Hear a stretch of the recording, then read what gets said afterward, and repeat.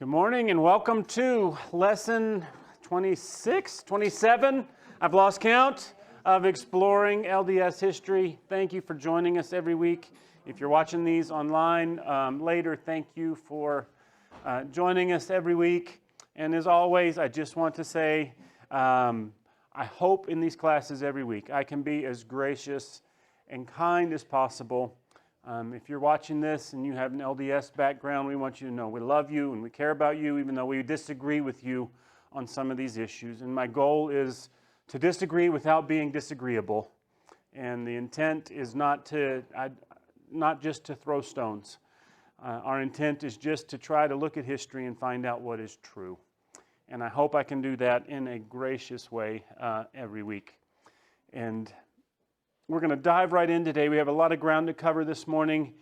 We've left off in 1837, where the saints are in Kirtland, Missouri, and Kirtland, Ohio, and in Missouri in two different groups. But they've dedicated the first temple in Kirtland, and this is kind of the high point for the saints in Kirtland.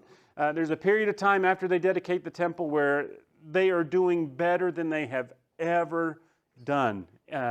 As 1837 dawns, things are going incredibly well, and by the end of 1837, the whole thing will have fallen apart, and the saints leave.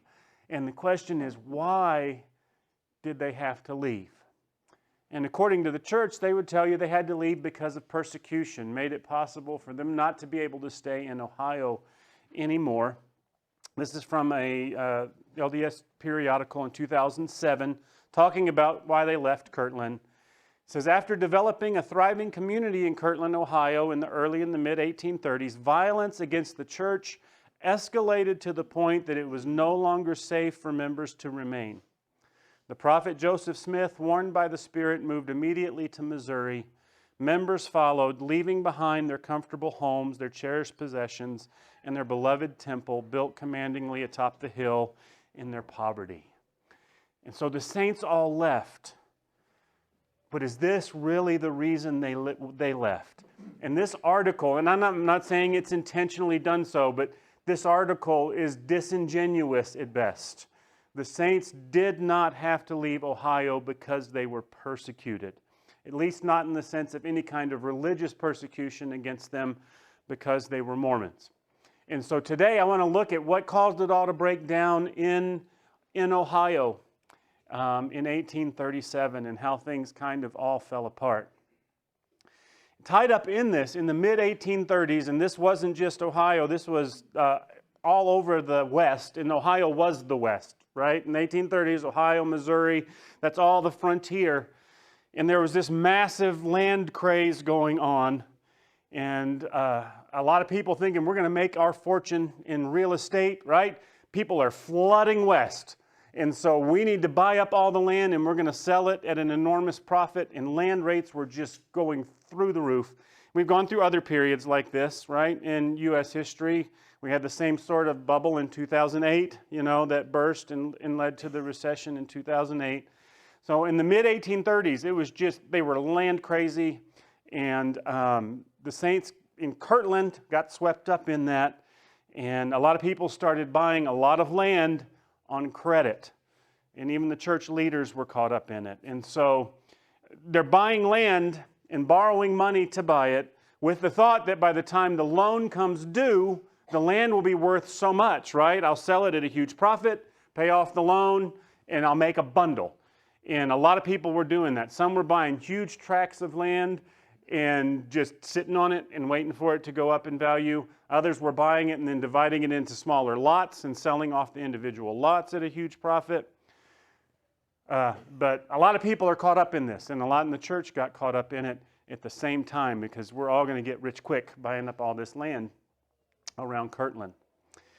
One LDS member who went away, named Ebenezer Robinson, went away on a mission, and when he came back, he was shocked by everybody's caught up in this. He said, "We discovered a great change had taken place in the church with many of its leading official members.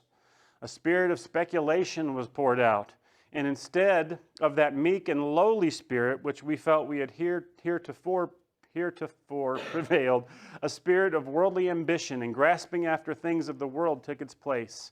Some farms adjacent to Kirtland were purchased by some of the heads of the church, mostly on credit, and laid out into city lots until a large city was laid out on paper and the price of lots put up to an unreasonable amount.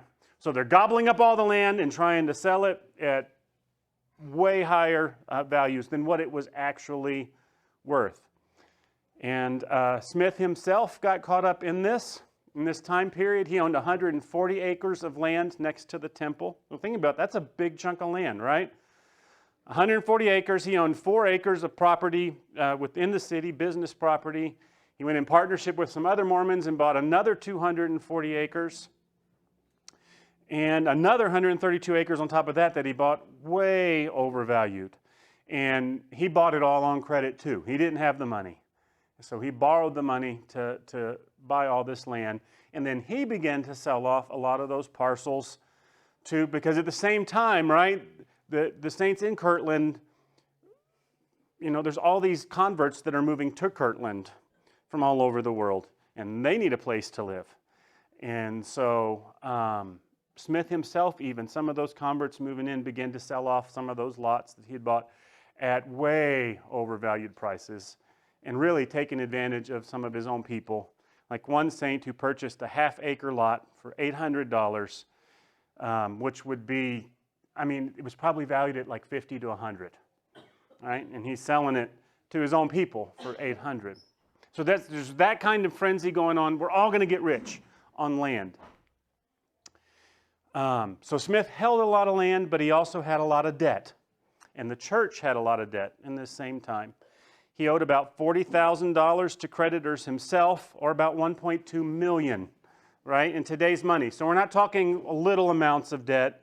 He hadn't just run up a credit card. Massive debts. The church owed about $2 million on a line of credit that they had taken out. And they still owed about $415,000 on the temple that they had just finished building. And the due dates on all of these loans were coming due. And Smith and the church had no way to pay them. And this is kind of what led to the beginning of the end. They borrowed, and now all those debts are coming due. So in November of 1836, Smith said, we can solve all of our financial problems if we just start our own bank. And so he sent Oliver Cowdery to Philadelphia to purchase the very expensive plates so they could start printing off their own currency, their own banknotes. He sent Orson Hyde to Columbus to petition the state legislature to get approval with a charter to start their own bank. And in November of 1836, they organized the Kirtland Safety Society Bank.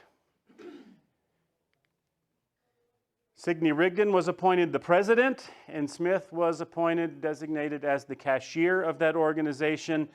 And this is amazing for us to think of today, but his expectation was we can get out of all of our debt by just printing our own currency. We'll just print money. And I know that sounds crazy today, but at the time, that wasn't that crazy of an idea. There was a lot of other people doing the same thing.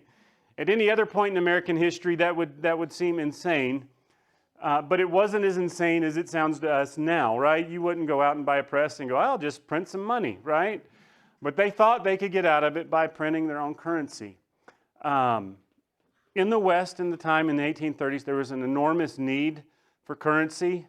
There wasn't enough paper money to go around, and there was still a lot of, like barter system that people were living on. And all you needed really to start a bank in the 1830s was the courage to start a bank and enough money to get a press to print the notes. Now, you still had to get people to buy into the fact that the notes I'm printing are worth something, right? The dollar bills you have in your pocket today are only worth anything because we all agree that they are worth something, right? We've been off the gold standard for a long time, right? That paper has no money other than that, or no value other than we all agree it has value. And so all you needed was the guts to start a bank and print some bills and to be able to convince people that those bills had value And the only way they had value in the 1800s, right, is you had to have confidence that the bank had specie on hand, that it had gold and silver on hand to cover that paper, if you turned it in. So they started their bank. And like I said, it wasn't unusual. There were, the number of banks operating in Ohio had jumped from 11 in 1830 to 33 in 1836. There were also 9 unauthorized institutions that were issuing currency. So it wasn't just dollars floating around in this part of the country. There was a lot of different currency floating around at that time period. Banknote circulation in 1836 was 70% greater than in 1835. So there was new banks popping up all over the place, and all kinds of different notes that were in circulation other than, dollars at the same time period. So Smith thought, we can get in on this deal. We'll start our own bank. We'll print our own currency, and we'll be able to use that currency to pay off all of our debts. So they started the Kirtland Safety Banking Society. They started signing up stock subscriptions from members who purchased stock in the company in prices ranging from $1,000 to $500,000, which is a lot of money in 1830. Most of the saints didn't have that much money. So what did they put up to get their stock? Their land, which was highly overvalued by themselves, right? So it all ties into this land speculation. Smith estimated the value of his own land ownings at $300,000, or about $8 million in today's currency, which is vastly more than what it was actually worth, right? So they're putting up their land, everybody's doing that, and to purchase stock in the company. And then they had started trying to convince the members of the church to use this new bank. And so January 1st of that year, they put out the charter of the bank, which among its articles said this, that all notes or bills given by said society will be signed by the treasurer and secretary thereof, and we, the members of the firm, hereby hold ourselves bound for the redemption of all such notes. So in their charter, they're saying, you turn in these banknotes to the bank, we are saying we will redeem them for hard coinage, gold and silver coinage, if you turn them in. And then they encourage the members to buy in and use it. We invite the brethren from abroad to call on us and take stock in our safety society. And we're going to use Scripture to tell you why. We would remind them also of the sayings of the prophet Isaiah contained in the 60th chapter, and more particularly the 9th and 17th verses, which are as follows. And by the way, Isaiah chapter 60 has nothing to do with anything that they were doing, right? Absolutely zero to do with banking and what was going on in Ohio. But here's the verses they quote. Surely the isles shall wait for me, and the ships of Tarshish first, and to bring thy sons from afar, to bring their silver and their gold, not their banknotes. We don't want your paper currency. We want your hard specie, your hard currency to back up this bank, right? To bring your gold and silver to bolster the bank. Bring it under the name of the Lord, the Holy One of Israel, because he hath glorified thee. And brass I will bring, for brass I will bring gold, and for iron I will bring silver, and wood brass for stones of iron. So you bring it in, and God will turn your brass into gold. If you'll just turn it in. For Zion's sake, I will not hold my peace, and for Jerusalem's sake, I will not rest. And then he signs it, Joseph Smith, Jr. So Joseph Smith himself is encouraging the saints, bring your money, you need to invest in this bank. And that happens on January 1st of 1837. That very same day, and that's the same dates that their bills arrived, the same day the legislature in Ohio denied their application for a charter to open a bank. So the very week that they started their publicity campaign for the bank, the state said, you can't open a bank. And Smith's response to that was just to say to his people, they're just persecuting us because we're Mormons. And how dare they, right? If we weren't Mormons, they would not be doing this to us. And that wasn't the case at all.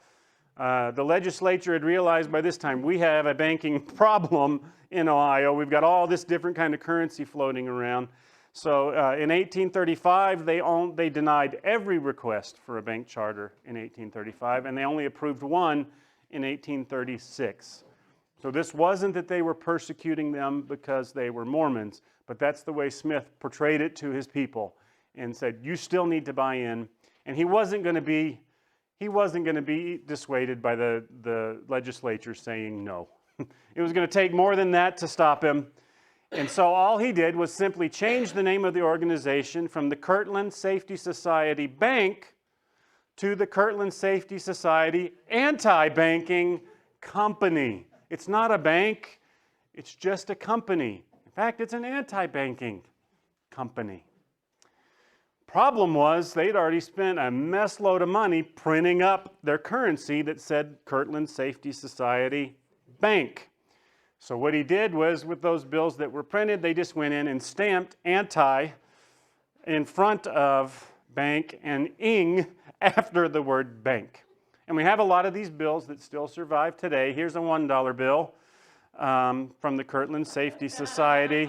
And you can see anti, you can't really read it, but anti and banking company stamped in on the back half of it. Here's a $3 bill.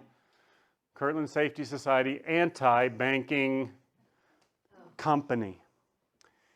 And notice on all of these two, whose names are at the bottom of that bill? Sidney Rigdon and Joseph Smith Jr. And we saw in their articles, they're saying, right, that we are saying we are good for this, right? If you turn this in for hard currency, for gold or silver, you know, we're going to have the money in the bank to cover it. Here's some others, and just notice, not all of them have the anti-banking company on them, but notice whose signature is at the bottom of all these bills. Joseph Smith Jr. and Sidney Rigdon. Here's a $10 bill. Joseph Smith Jr. and Sidney Rigdon.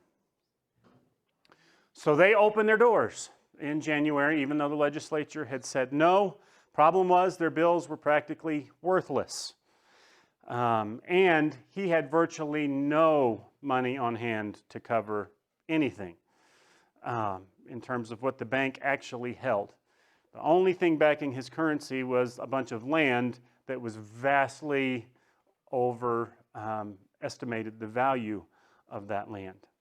So several years later, several members who were there at the time said he came up with an ingenious plan to convince people that the bank was solvent and that could cover the notes they were putting out.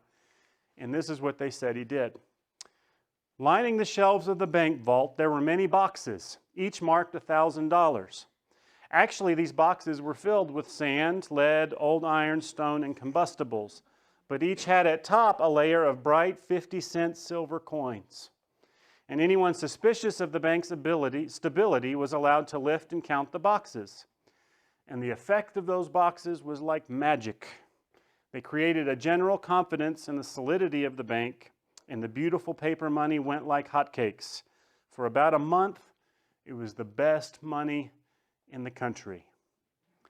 So they opened their doors. Well, we'll get there in a sec. Smith also spread the word that he had $60,000 in coinage, hard cash in the bank to cover all of their paper currency that they had put out, and that he could get $60,000 more if he needed it. In reality, he only had about $6,000. He also said, we've only printed $10,000 in bills, when actually they printed about $150,000 in bills. So they printed $150,000 in bills when they had $6,000 on hand. We have a really good source for this because when it started to fall apart, Smith and Rigdon resigned from their roles and they put Warren Parrish in charge of the bank. And so he had firsthand knowledge of everything going on and was so disgusted he ended up, he left the church over it and became Smith wasn't a prophet. But he knew, he was on the inside. He ran the bank for a very brief period of time, and it's all falling apart very quick. And here's what he said. This was also signed by 2 of the apostles and 2 members of the 70. He said, I've listened to him with feelings of no ordinary kind when he declared that the audible voice of God instructed him to establish a anti-banking institution which like Aaron's rod would swallow up all other banks, and grow and flourish and spread from the rivers to the ends of the earth, and survive when all others should be laid in ruins. And so his people who believed he was a prophet bought into this, right? This bank is going to flourish, it's going to succeed, and if you invest, you're going to do well. And so everybody has bought in. They bought in. I've been astonished to hear him declare that we had $60,000 in specie in our vaults and $600,000 at our command when we had not to exceed 6,000 and couldn't command any more. Also that we had about $10,000 of our bills in circulation when he, as cashier of the institution, knew there was at least 150,000. So you can see that it wouldn't take long for this to lead to problems, right? For a few weeks, though, it was awesome, right? That money is flying all over Kirtland, and all the saints are using it to pay off all of their debts, right? And because all the other merchants in Kirtland are accepting it. But just a few weeks in, $36,000 of it had been circulated in nearby Cleveland, and the merchants in Cleveland started to get nervous, and they went, wait just a minute. They got really nervous when they found out merchants in New York and Buffalo had never accepted the money in the first place. And then local shopkeepers started getting nervous and began rejecting the currency.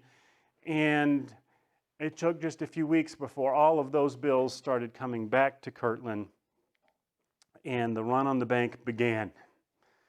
And when you only have $6,000 on hand and you have $100,000 in bills coming in, it doesn't take long for that, right, to you're insolvent. And that's exactly what happened. Those notes began coming back in less than a month after opening. So it didn't take long.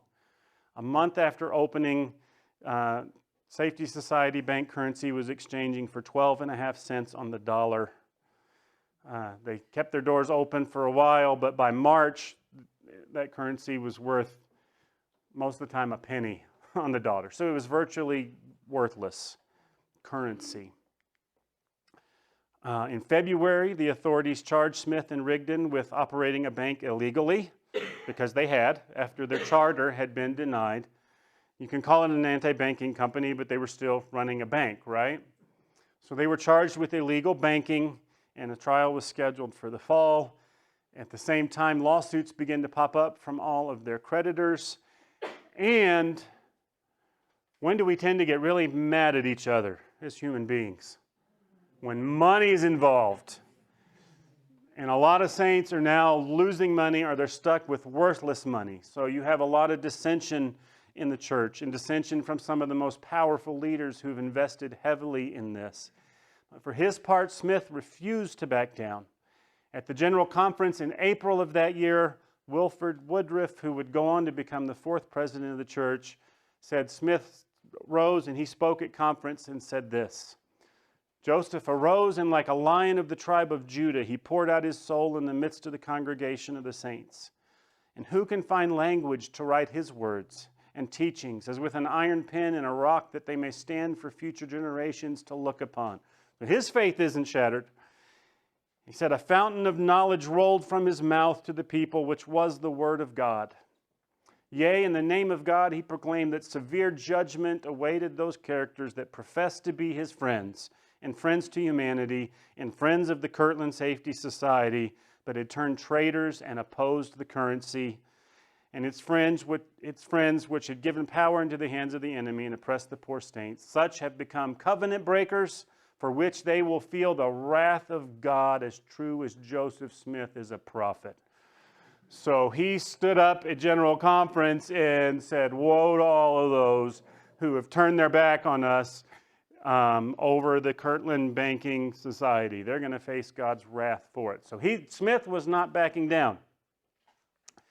With all that said, the bank had no choice but to close after only a couple months in operation. They continued to issue notes until June, but they closed their doors pretty quickly. In May of 1837, the entire U.S. national economy collapsed, because like I said, this is not a problem that was isolated to the Mormons at this point in time. The same time, I think Andrew Jackson issued, it was called the specie something. But Andrew Jackson, the president, passed a law that said because of this problem with land speculation and overinflated prices and all of this currency floating around, they made it a law that land could only be purchased using specie or hard coinage, right? Gold and silver. You couldn't buy land with paper money. And so all of that led to this crash in that land boom, not just for the saints, but for the national economy as a whole. 800 banks closed that same year. So it was bad for everybody on this issue, not just for the saints. Smith lost his battle in court that fall for running an illegal bank. He had to pay a $1,000 fine, which just set off a rash of lawsuits from his creditors. 13 lawsuits were filed against him between June of 1837 and April of 1839. In this same time period, he was arrested 7 times in 4 months. And in all that time period, his saints people kept managing to bail him out and raising the money to bail him out. Mormon leaders owed non-Mormons at about the same time about $4 million in debt. But through all of that, he assured his followers, God is not done with us in Kirtland. At the same general conference in April of 1837, they reported that when Smith spoke, he alluded to the temporal affairs of the church in this place, stating the causes of the embarrassments of a pecuniary nature, that's financial. Our financial embarrassments were pressing on the heads of the church. He observed that large contracts had been entered into for land on all sides where our enemies had signed away their right.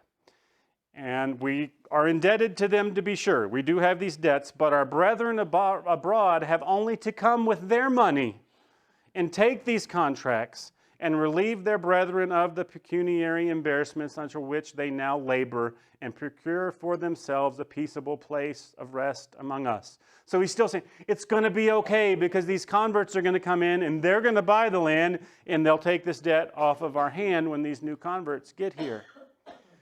He closed at about 4 p.m. by uttering a prophecy, saying this place must be built up and would be built up, and that every brother that would take hold and help secure and discharge those contracts which had been made should be rich. So Smith's still saying in April, God's not done with us in Kirtland. This place has to be built up. And if you'll help get us out of this bind, you're going to end up being rich like the rest of us. So he's still singing that song in April. And just remember that when I get to the end, right? He's saying by prophecy, God's not done with us here. But the reality is, for a lot of his people, those promises rang very hollow. And a lot of his leaders knew it. And so one by one, prominent members began to leave the church. 6 of his 12 apostles were in open rebellion and calling for his head. Of 187 investors in the Kirtland Safety Banking Society, 39 are known to have left the church. 55 others that we don't know what happened to them in this whole process. So he's got massive problems in Kirtland, right? His leaders are mad, his people are mad, and there's just, right? It's a church fight. And if you've ever been in a church fight, they get ugly. And this one got really, really ugly. But maybe the most heartbreaking one to me, and I want to take a minute to read you this long letter because it's so sincere, that Parley Pratt, who was an apostle at the time, who stayed by Joseph Smith till the end, he never left, had bought a bunch of land from Smith at a vastly overinflated price, and now he couldn't get rid of it, and it's ruining his whole family, right? The notes are due, and he's sunk. And so he's writing, pleading with Smith to make it right in the middle of all of this. And it's such a heartbreaking letter, because this is a letter from one man to his friend saying, dude, just do the right thing. And it's lengthy, but to me, I think it just gives you it gives you a vibe of what's going on. So I'm going to take a minute to read it. And his spelling wasn't always the best. And so hang in there as we read this. He wrote to Smith saying, having long pondered the path in which we as a people have been led in regard to our temporal management, I have at length become fully convinced that the whole scene of speculation in which we've been engaged is of the devil. I allude to the covetous, extortionary, speculating spirit which has reigned in this place for the last season, which has given rise to lying, deceiving, and taking advantage of one's neighbor, and in short, every evil work. And by being as fully convinced that you and President Rigdon, both by precept and example, have been the principal means of leading this people astray in these particulars, and having myself been led astray and caught up in the same snare by your example, and by false prophesying and preaching from your mouths, yea, having done many things wrong, and plunged myself and my family and others well nigh to destruction, I have awoke to an awful sense of my situation, and now resolved to retrace my steps and to get out of the snare and make restitution as far as I can. So he's saying, I have made up my mind. I'm going to do what I can to make it right. I realize I've been wrong in all of this. I want to make it right. And he goes on to tell him that the creditors were coming for his land, but he couldn't get the value back. And then, they also wanted his house and business, and so he's ruined. And he goes on to say later, now, dear brother, if you are still determined to pursue this wicked course until yourself and the church shall sink down to hell, I beseech you at least to have mercy on me and my family, and others who are bound with me for those certain lots which you sold me at the extortionary price of $2,000 and never cost you $100. For if it stands against me, it will ruin myself and my helpless family. So, dear brother, will you please take those lots and give me up the writings and pay me the $75 which I paid you on the same? Or will you take the advantage of your neighbor because he is in your power? If you will receive this admonition from one who loves your soul and repent of your extortion and covetousness in this thing and make restitution, you have my fellowship and esteem as far as it respects our dealings between ourselves. But if not, I will be under the painful necessity of preferring charges against you for extortion, covetousness, and taking advantage of your brother by an undue religious influence. For it is this kind of influence which led us to make such kinds of trades in this society, such as saying it was the will of God that land should bear such a price, and many other prophesyings, preachings, and statements of a like nature. So you can hear the heartache in that, right? You can hear he is tore up. And this man who is my prophet sold me this land for $2,000 when he didn't pay $100, and now he won't make things right between us. So he's torn up about that. He does offer this postscript. It says, P.S. Don't suppose for a moment that I lack any confidence in the Book of Mormon or Doctrine and Covenants, which blows my mind, because he's lacking a lot of confidence in his prophet. But he says, nay, it's my firm belief in those records that hinder my beliefs in the course we have been led of late. It's only because I believe in those things that I'm getting through these things that you're doing to me right now.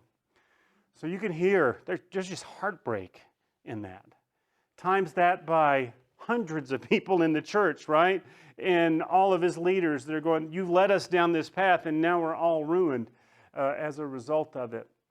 There was a lot of hurt and pain and fighting going on in this time period, and he couldn't smooth it out with everybody. I don't know how Smith smoothed it out with Pratt, but he did, and when they moved on to Missouri, Pratt went with them and remained faithful, and he was somehow able to smooth things out with most of his folks, but not all of them.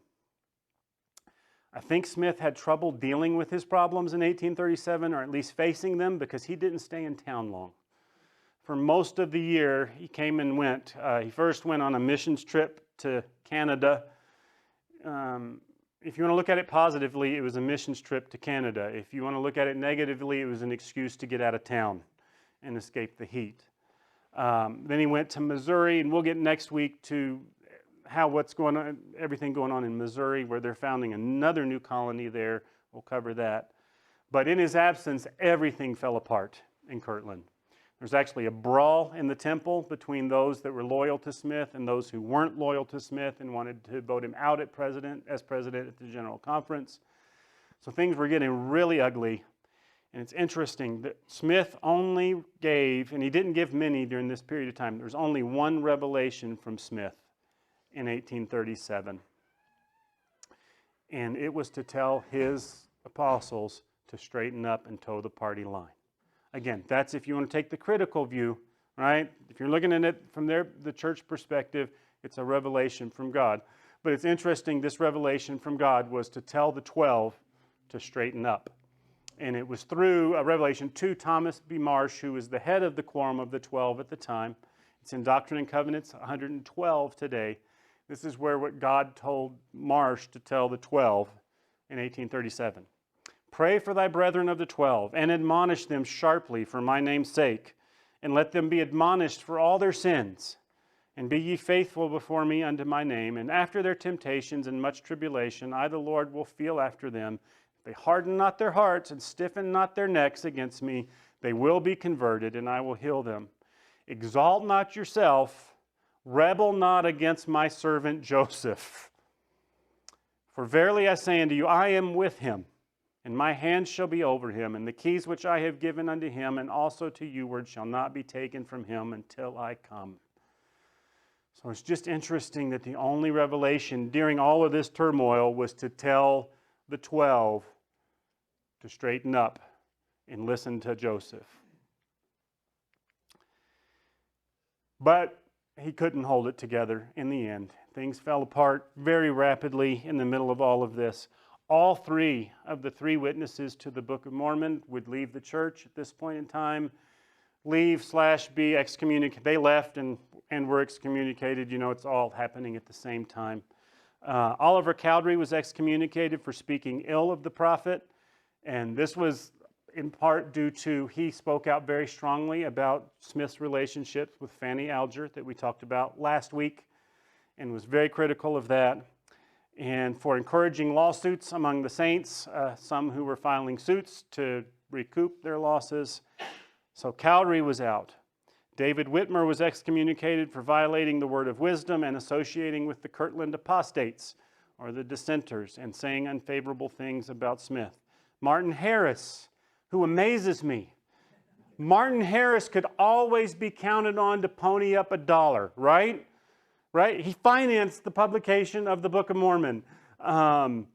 He had financial means, and he bought into everything Smith said. He never bought into the Safety Society Bank, which amazes me. He called it a fraud from the beginning. He refused to invest, and he was numbered with the dissenters, and he was excommunicated in the middle of all of this, which I find to be incredibly telling, right?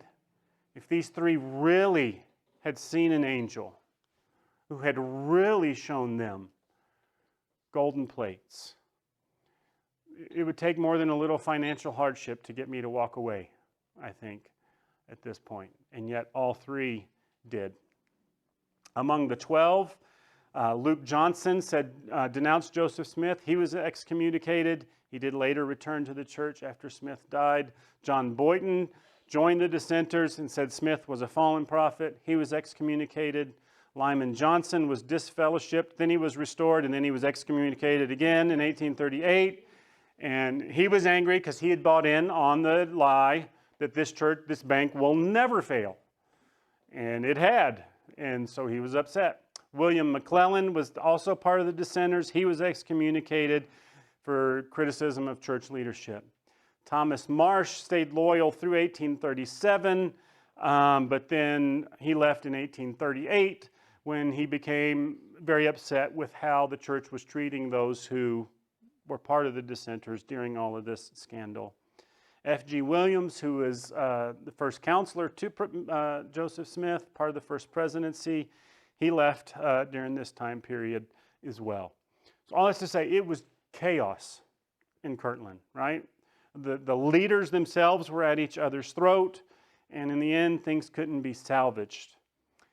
There was an arrest warrant issued for Smith and Rigdon late in the year on charges of bank fraud, which was a much more serious charge than the charge of illegal banking. And they had already lost that court case in the fall of the year. So in the middle of the night on January 12th, 1838, Smith and Rigdon fled Kirtland on horseback. And of course, they received a revelation telling them to do so. Here is that revelation. According to Smith, this is what God said. Thus saith the Lord, let the presidency of my church take their families as soon as practicable, and a door is open for them, and move on to the west as fast as the way is made plain before their faces, and let their hearts be comforted, for I will be with them. Verily I say unto you, the time has come, that your labors are finished in this place. What did he say in April? Your labors are not finished in this place, right? We just got to hang in there. God's not done building it up. But now God's saying, no, it is done. It's time for you to move on. Therefore arise and get yourself onto a land which I shall show you, even a land flowing with milk and honey. You are clean. But we've heard that before, right? We've heard that in Independence. We've heard that in Clay County. And this same type here, the Mormons have been run out of Clay County, and now it's far west. That's going to be the land of milk and honey. You are clean from the blood of this people, and woe unto those who have become your enemies, who have professed my name, saith the Lord. For their judgment lingereth not, and their damnation slumbereth not. Let all your faithful friends arise with their families also, and get out of this place, and gather themselves together unto Zion. So all of those who remained loyal to Smith moved as quick as they could. Everybody that was still with him fled to far west Missouri, and he skips out in the middle of the night. The Kirtland Temple was eventually seized by the dissenters, and they passed resolution proclaiming Smith's depravity within the temple that he had built just a couple years before. Most of the saints that were still with him all fled to Missouri, to where within a very short period of time there was no Mormon presence left in Kirtland. Now, all that's to say, they did end up leaving Kirtland, but it wasn't because they were Mormons. And they didn't end up fleeing because of religious persecution. When they fled, they were fleeing from their own people. When they fled, they were fleeing from creditors. And when they fled, they were fleeing to escape arrest warrants. But none of that had anything to do with their being persecuted because of their religious beliefs as Mormons. They ended up being run out of Kirtland by people who, had been loyal followers, and by creditors who were hounding them with these lawsuits. And Smith may have been afraid for his life, but it wasn't the Gentiles, it was his own people who were calling for his neck when he left. So a far different story than the picture that's painted a lot of times today. Here's what Warren Parrish said, and I quoted him earlier. Right? He was head of the bank for a brief period of time. I mean, the whole bank lasted only a few months, but he was put in charge when Smith and Rigdon stepped down. And he gave an account of his time with Joseph Smith after he left the church, and this was the conclusion he came to. And he goes through his whole history with Smith and how he became a believer and everything. And his conclusion at the end is this. This then is the conclusion of the whole matter. They lie by revelation, they swindle by revelation, they cheat and defraud by revelation, they run away by revelation, and if they do not mend their ways, I fear they will at last be damned by revelation. And so the question you have to ask yourself is Parrish's perspective correct? Like I said, there is a lot of people who lost their shirt in 1837, inside the Mormon Church and outside the Mormon Church. And a lot of people who lost a lot in all of this land craze that was going on. But for me, there's a far bigger difference than Smith made some unwise financial decisions and people trusted him and followed him into those decisions. None of you would do this, but if I did this today, right, I've got a great deal for you, right? Right? I got a great where you can get 20%, right, on your investment this year if you just follow me in this investment. This happens all the time, right? People take somebody's word for it. This is going to be a great investment. You need to get in on this today. I've got some kind of financial whatever. It's a sure thing, right? And I convince a bunch of you to buy in and you invest in all of this, and the whole thing, is a fraud and goes belly up. you would have every right to be angry with me, even if I was sincere in believing it was a great investment. I wasn't trying to lead you down a wrong path. You'd have every right to be angry with me. That's far different than if you try to paint it today as a member of the LDS Church by saying, well, Smith made some unwise financial decisions in the mid-1830s, which he certainly did. That's far different, though. You can't just say he made some unsound financial decisions, but all in all, he was a great guy, right? All of your hopes, if you are a member of the LDS Church, are pinned on the fact that Joseph Smith was a prophet who spoke for God. And if that one truth, if that one statement is not true, everything, the whole church from 1830 on, everything falls apart if Smith was not who he claimed to be. This is just one instance we've looked at today over, I don't know how many in the last 26 weeks, that show conclusively he could not have been who he said he was. He just couldn't have been. And when you put it all together with what's going on at the time, you can see he's trying to stay one step ahead, but if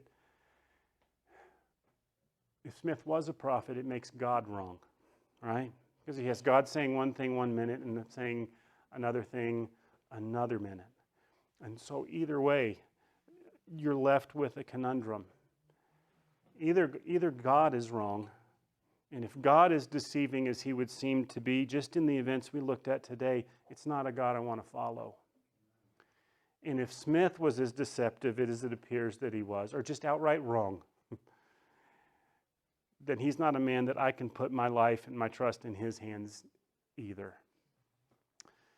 So I'll leave you to wrestle with those things this week. We'll pick up the story next week in Missouri, where the saints landed. We'll catch up on what's been going on in Missouri, where the saints have landed now in far west Missouri, and everything is going to be different once they get closer to Zion. Or at least that's the hope. But we'll pick up the account there in 1838 next week. Thank you so much for being here. If you're watching online, thank you for watching. Let me pray for us, and I'll answer any questions.